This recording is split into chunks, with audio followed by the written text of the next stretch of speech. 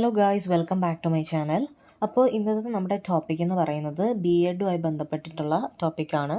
Third സെമ്മിലെ lakh എന്ന പേപ്പറിലെ ഒരു ടോപ്പിക്കാണ് നമ്മൾ നോക്കാൻ പോകുന്നത്.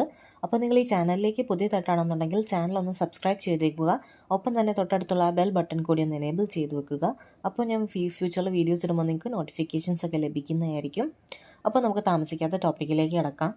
അപ്പോൾ ഇന്ന് നമ്മൾ നോക്കാൻ പോകുന്നത് BEd തേർഡ് സെമ്മിലെ ലാംഗ്വേജ് അക്രോസ് കരിക്കുലം എന്ന പേപ്പറിലെ ഒരു പേപ്പറേ ഉള്ളൂ നിങ്ങൾക്ക് തേർഡ് സെമ്മിൽ. അപ്പോൾ അതിനകത്ത് ഉള്ള മൊഡ്യൂൾ 1 ഒരു ടോപ്പിക്കാണ് നമ്മൾ നോക്കാൻ പോകുന്നത്. Module 1 principles function of language. അപ്പോൾ നമ്മൾ മൊഡ്യൂൾ 1 ഫസ്റ്റ് ടോപ്പിക്കായ principles and function of language ആണ് നോക്കാൻ പോകുന്നത്. അപ്പോൾ നമുക്ക് തുടങ്ങാം. ഫസ്റ്റ് നമ്മൾ പ്രിൻസിപ്പിൾസ് ആണ് നോക്കുന്നത്. അപ്പോൾ first one, language is a system of symbols.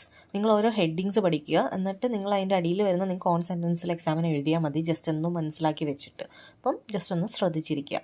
So first point is language is a system of symbols. അപ്പോൾ അതിൻ്റെ അകത്ത് എന്താ പറയുന്നത്? ലാംഗ്വേജ് എന്ന് പറയുന്നത് ഒരു സിസ്റ്റം ഓഫ് സിമ്പിൾസ് ആണ്. അപ്പോൾ അതെന്ന് പറയുന്നത് എന്താണെന്ന് വെച്ചാൽ ഇറ്റ് വർക്ക്സ് ത്രൂ സിമ്പിൾ. നമ്മുടെ ലാംഗ്വേജിൻ്റെ ഫങ്ഷനിങ് നടക്കുന്നത് സിമ്പിൾസ് ത്രൂ ആണെന്നാണ് പറയുന്നത്.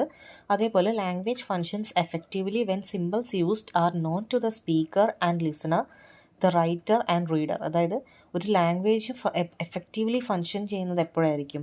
ആ ഒരു സിമ്പിൾസ് എന്ന് പറയുന്നത് എന്താ? നമ്മുടെ സ്പീക്കർക്കും, ബോത്ത് സ്പീക്കറിനും ലിസണറിനും, ഇല്ലെങ്കിൽ ബോത്ത് റൈറ്ററിനും റീഡറിനും അത് കൺവേ ചെയ്യപ്പെടുമ്പോഴാണ് ലാംഗ്വേജ് വന്നിട്ട് എഫക്റ്റീവായിട്ട് ഫങ്ഷൻ ചെയ്യുന്നു എന്ന് നമുക്ക് പറയാൻ പറ്റുന്നത്.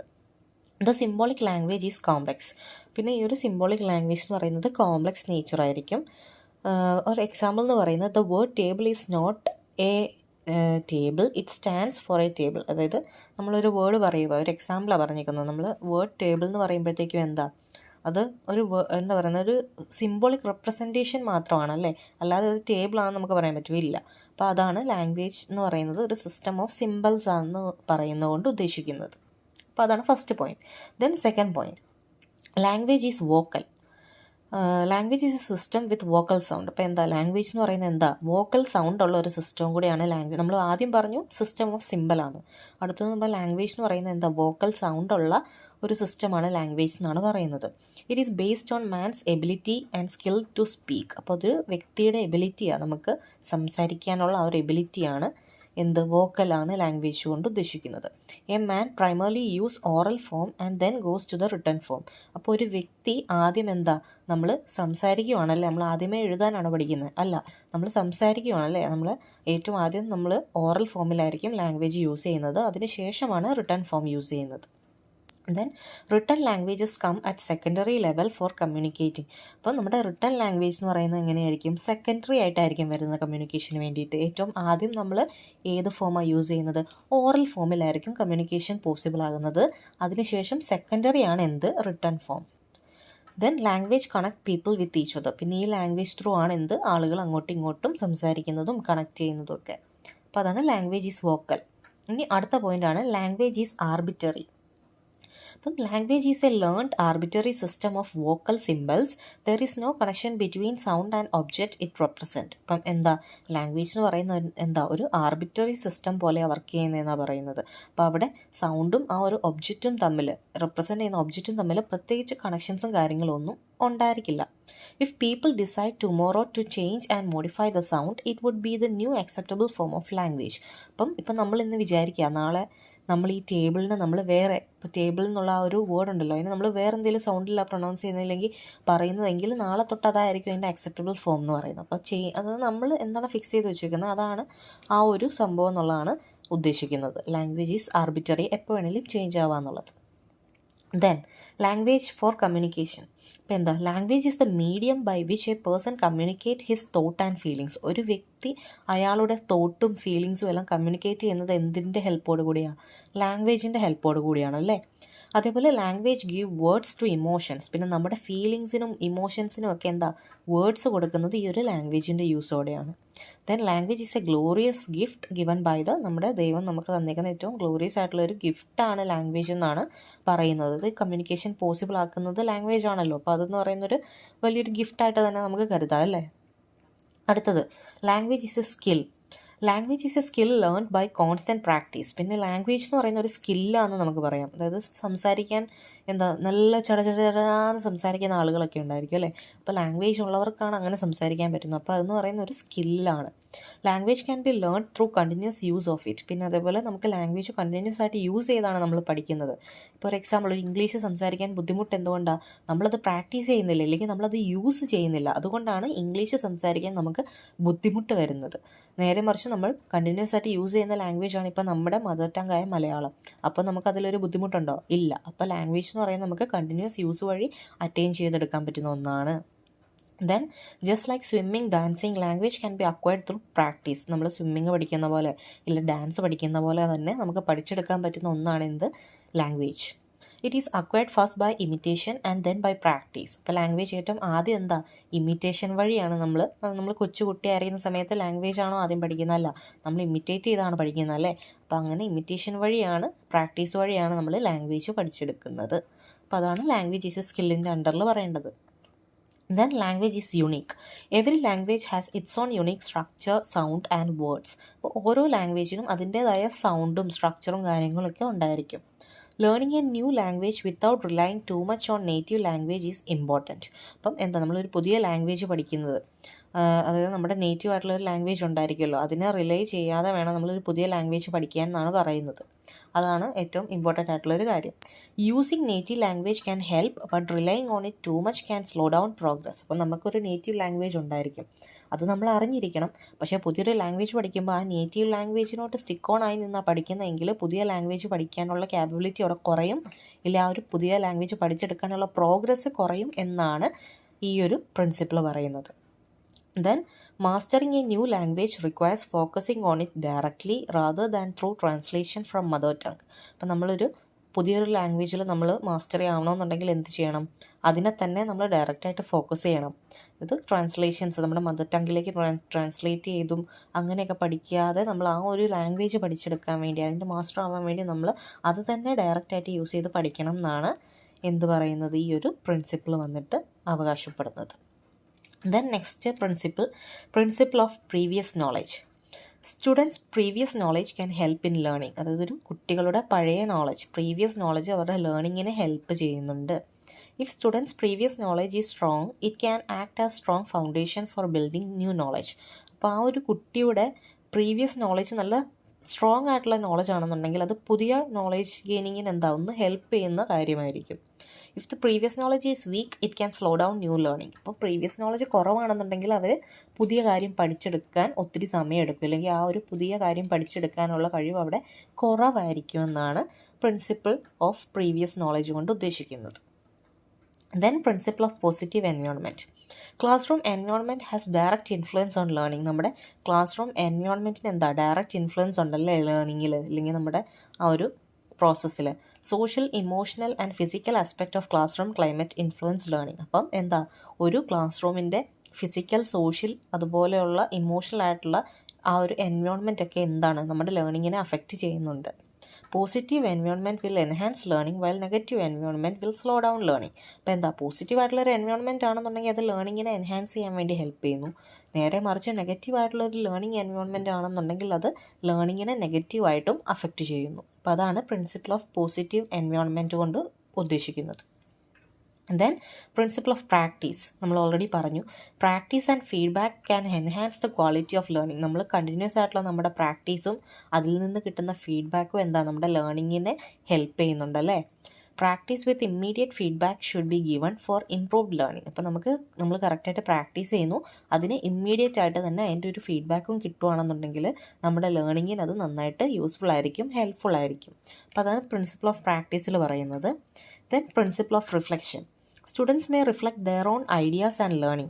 It can help to improve the learning outcomes. അപ്പോൾ കുട്ടികൾ ഒരു കാര്യം പഠിക്കുന്നു, ദെൻ അതിൻ്റെ റിഫ്ലക്ഷനും അവർ ചെയ്തിരിക്കണം. അങ്ങനെയാണെന്നുണ്ടെങ്കിൽ അവർക്കൊരു ഐഡിയ കിട്ടും, അവരെന്തോരം ഏത് ലെവൽ വരെ എത്തിയിട്ടുണ്ട്, ഇനി എന്തോരം അച്ചീവ് ചെയ്യാനുണ്ട് എന്നൊക്കെയുള്ളത് മനസ്സിലാക്കാൻ അവരെ ആ ഒരു റിഫ്ലക്ഷൻ ഹെൽപ്പ് ചെയ്യും. അങ്ങനെ അവരുടെ ലേണിംഗ് ഔട്ട്കം ഇമ്പ്രൂവ് ചെയ്യാനും ഹെൽപ്പ് ചെയ്യും. അതാണ് principle of reflection. Then principle of interest of learner is important in learning. നമുക്കൊരു താല്പര്യം ഉണ്ടാവണമല്ലേ പഠിക്കണമെന്നുണ്ടെങ്കിൽ, അത് ഇമ്പോർട്ടൻ്റ് ആണ്. It helps in enhancing the involvement of learner. അപ്പോൾ അതെന്താ, നമ്മുടെ ലേണിംഗ് എന്ന പ്രോസസ്സിൽ ആ ഒരു ലേണറുടെ ആ ഒരു ഇൻവോൾവ്മെൻറ്റിനെ എൻഹാൻസ് ചെയ്യാൻ വേണ്ടി അത് ഹെൽപ്പ് ചെയ്യും, ആ ഒരു ഇൻട്രസ്റ്റ് എന്നുള്ളത്. അപ്പോൾ അതാണ് principle of interest. Then principle of confidence. Learner must have sufficient confidence. നമ്മൾ പഠിക്കുന്ന ആ ഒരു കാര്യത്തിൽ നമുക്കൊരു കോൺഫിഡൻസ് ഉണ്ടായിരിക്കണം അല്ലേ.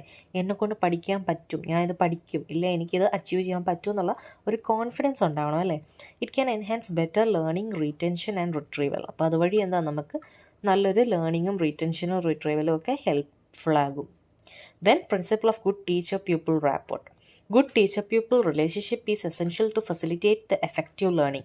നല്ലൊരു ടീച്ചർ പ്യൂപ്പിൾ റാപ്പോർട്ടും അവിടെ ഉണ്ടെങ്കിലേ ലേണിങ് നല്ല കറക്റ്റായിട്ട് നടക്കത്തുള്ളൂ. അപ്പോൾ ഇത്രയാണ് നമ്മുടെ പ്രിൻസിപ്പിൾ ഓഫ് ലാംഗ്വേജിൻ്റെ അകത്ത് നിങ്ങൾ ലേണിങ്ങുമായിട്ടൊക്കെ ബന്ധപ്പെട്ട് പറയേണ്ട പ്രിൻസിപ്പിൾസ്. ഇനി ലാംഗ്വേജിൻ്റെ ഫങ്ഷൻസും കൂടി ആ ടോപ്പിക്കിൽ നിങ്ങൾക്കുണ്ടായിരുന്നു. അപ്പോൾ അതാണ് നോക്കുന്നത്.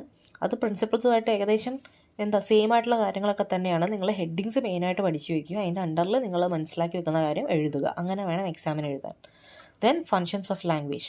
Language function means the purpose a language is used for. അപ്പോൾ ലാംഗ്വേജ് ഫങ്ഷൻ എന്ന് പറഞ്ഞാൽ അത് നമ്മൾ എന്തിനാണോ ലാംഗ്വേജ് യൂസ് ചെയ്യുന്നത് അതാണ് ലാംഗ്വേജിൻ്റെ function. Languages have several functions. First one, informative function. Language is used for conveying informations, ideas, thought, etc. It focuses on a topic. It describes something. Example, school will open tomorrow. Okay. അപ്പോൾ language എന്ന് പറയുമ്പോൾ ഒരു informative function ഉണ്ട്. അതായത് informations ഒക്കെ pass on ചെയ്യാൻ വേണ്ടി നമ്മൾ യൂസ് ചെയ്യുന്നുണ്ട്, ലാംഗ്വേജ് യൂസ് ചെയ്യുന്നുണ്ട്. അപ്പോൾ നമ്മുടെ തോട്ട്, ഐഡിയാസ് ഒക്കെ നമുക്ക് ഷെയർ ചെയ്യാൻ ലാംഗ്വേജ് യൂസ് ചെയ്യാം. അപ്പോൾ അവിടെ ഒരു പ്രത്യേകം ടോപ്പിക് ഉണ്ടായിരിക്കും അല്ലേ. അതിൻ്റെ ഒരു എക്സാമ്പിൾ ഇവിടെ തന്നിരിക്കുന്നത്, നാളെ സ്കൂൾ തുറക്കത്തില്ല, അല്ലെങ്കിൽ നാളെ സ്കൂൾ ഓപ്പൺ ചെയ്യും എന്നൊക്കെയുള്ളത് ഒരു ഇൻഫോർമേഷൻ പാസ് ഓൺ ചെയ്യുക. എന്തിൻ്റെ ഹെൽപ്പോടെ? ലാംഗ്വേജിൻ്റെ ഹെൽപ്പോടെ. അപ്പോൾ ലാംഗ്വേജ് എന്ന് പറയുന്നത് അവിടെ ഇൻഫോർമേഷൻ ഷെയർ ചെയ്യാൻ സഹായിക്കുന്നുണ്ട്. സോ ഇൻഫോർമേറ്റീവ് ഫങ്ഷൻ ഉണ്ട്. ക്ലിയർ ആയല്ലോ? Then next one is instrumental function. Language is used to express one's needs. ഒരാളുടെ നീഡുകളെ എക്സ്പ്രസ് ചെയ്യാൻ ഹെൽപ്പ് ചെയ്യുന്നുണ്ട്? ലാംഗ്വേജ് ഹെൽപ്പ് ചെയ്യുന്നുണ്ട്. It is also used to seek help or support from others to do something. പിന്നെ അതേപോലെ തന്നെ നമുക്ക് മറ്റൊരാളിൽ നിന്നും സഹായം നേടാനും മറ്റൊരാൾക്ക് സഹായം ചെയ്യാനും ഒക്കെ ഈ ലാംഗ്വേജ് ഹെൽപ്പ് ചെയ്യുന്നുണ്ട്. ലാംഗ്വേജിൻ്റെ ഫങ്ഷൻ, അതായത് ഇൻസ്ട്രുമെൻ്റൽ ഫങ്ഷൻ ഹെൽപ്പ് ചെയ്യുന്നുണ്ട്. എക്സാമ്പിൾ, എനിക്ക് വെള്ളം വേണം, നമ്മൾ വേറൊരാളോട് പറയുന്നത് ലാംഗ്വേജിൻ്റെ യൂസോടെ അല്ലേ. അപ്പോൾ അതാണ് നമുക്ക് ഹെൽപ്പ് കിട്ടാനും നമ്മൾ ഹെൽപ്പ് ചെയ്യാനും അങ്ങനെയുള്ള ഫങ്ഷൻസാണ് ഇൻസ്ട്രുമെൻ്റൽ ഫങ്ഷൻ കൊണ്ട് ഉദ്ദേശിക്കുന്നത്. Then the next one is directive function. Language is used to cause or prevent actions. അതായത് ലാംഗ്വേജ് യൂസ് ചെയ്തെങ്കിൽ ഒരു ആക്ഷൻ നമ്മൾ ഒന്നെങ്കിൽ കോസ് അതിനൊരു കാരണമാകുന്നു, ഇല്ലെങ്കിൽ അത് പ്രിവെൻറ്റ് ചെയ്യുന്നു. എക്സാമ്പിൾ, കമാൻഡ്സ്, റിക്വസ്റ്റ് ഒക്കെ നമ്മൾ കമാൻഡ് ചെയ്യുന്നതും റിക്വസ്റ്റ് ചെയ്യുന്നതും ഒക്കെയാണ് ഡയറക്ഷൻസ് കൊടുക്കുന്നത്. അതാണ് directive function. Then the next one is the interpersonal function. It means it is used to interact with others. അപ്പോൾ പേരിൽ നിന്ന് തന്നെ മനസ്സിലാകും, interpersonal. We are interacting with others. നമ്മൾ ബാക്കിയുള്ളവരുമായിട്ട് ഇൻട്രാക്ഷൻ നടക്കുക ചെയ്യുന്നത് അവിടെ. It will enhance the relationships in lifes. അപ്പം ഇൻട്രാക്ഷൻസ് ഉണ്ടെങ്കിൽ അവിടെ റിലേഷൻഷിപ്സ് ഒക്കെ മെയിൻറ്റെയിൻ ചെയ്യാൻ അത് ഹെൽപ്ഫുൾ ആയിരിക്കും. അപ്പോൾ അതിൻ്റെ എക്സാമ്പിൾസ് ആണ് കാഷ്വൽ ടോക്സ്, ഗ്രീറ്റിംഗ്സ് ഒക്കെ വരുന്നത്. So that is the interpersonal function of language. Then next one is the affective function of language. So language is use to communicate emotions. നമുക്കറിയാം നമ്മുടെ ഇമോഷൻസ് ഒക്കെ കമ്മ്യൂണിക്കേറ്റ് ചെയ്യാൻ നമ്മൾ യൂസ് ചെയ്യുന്നുണ്ട്? Language use ചെയ്യുന്നുണ്ട് അല്ലേ. It expresses the feelings of the speaker or the writer. അപ്പോൾ അവിടെ ലാംഗ്വേജ് നമ്മുടെ സ്പീക്കർ അഥവാ റൈറ്ററുടെ ഒക്കെ കാര്യങ്ങളിലെ ഫീലിങ്സ് ഒക്കെ എക്സ്പ്രസ് ചെയ്യാൻ വേണ്ടി അവിടെ ഹെൽപ്പ് ചെയ്യുവാണ്. Example, I am happy. ഞാൻ ഹാപ്പി എന്ന് പറയുന്ന ലാംഗ്വേജ് യൂസ് ചെയ്തല്ലേ പറയുന്നത്. അപ്പോൾ അവിടെ ഞാൻ എൻ്റെ ഇമോഷൻസ് എക്സ്പ്രസ് ചെയ്യുവാണ് അല്ലേ. So language is used four expressing our thoughts and emotions. That is the affective function of language. Then the next one is the aesthetic function. Aesthetic ഇപ്പം കുറച്ച് ട്രെൻഡിങ് ആയി നിൽക്കുന്ന കാര്യമാണ് അല്ലേ, aesthetic. It include making creative expressions and imaginary situations. അപ്പോൾ അവിടെ നമുക്ക് creative ആയിട്ടുള്ള കാര്യങ്ങളൊക്കെ ചെയ്യാൻ ലാംഗ്വേജ് യൂസ് ചെയ്യുന്നതാണ് എസ്തെറ്റിക് ഫങ്ഷനിൽ പറയേണ്ടത്. അതേപോലെ ഇമാജിനറി സിറ്റുവേഷൻസും കാര്യങ്ങളും എല്ലാം എക്സ്പ്രസ് ചെയ്യാൻ വേണ്ടിയിട്ടൊക്കെ ലാംഗ്വേജ് യൂസ് ചെയ്യുന്നതാണ് aesthetic functions. Then the next one is the metalinguistic function. The metalinguistic function, പേര് കേട്ട് പേടിക്കേണ്ട. The metalinguistic function of language is used to talk about the language. ആ ലാംഗ്വേജിനെ പറ്റി തന്നെ നമ്മൾ പറയാൻ ഉദ്ദേശിക്കുന്നതാണ് മെറ്റാലിംഗ്വിസ്റ്റിക് ഫംഗ്ഷൻ കൊണ്ട് ഉദ്ദേശിക്കുന്നത്. It involve explaining, questioning or analysing language. നമ്മുടെ ലാംഗ്വേജിൻ്റെ എലമെൻസിനെ തന്നെ നമ്മൾ എക്സ്പ്ലെയിൻ ചെയ്യുന്നു, ക്വസ്റ്റ്യൻ ചെയ്യുന്നു, അനലൈസ് ചെയ്യുന്നു. അതാണ് മെറ്റാലിംഗ്വിസ്റ്റിക് ഫംഗ്ഷൻ കൊണ്ട് ഉദ്ദേശിക്കുന്നത്. Example, synonym means A word with similar meaning.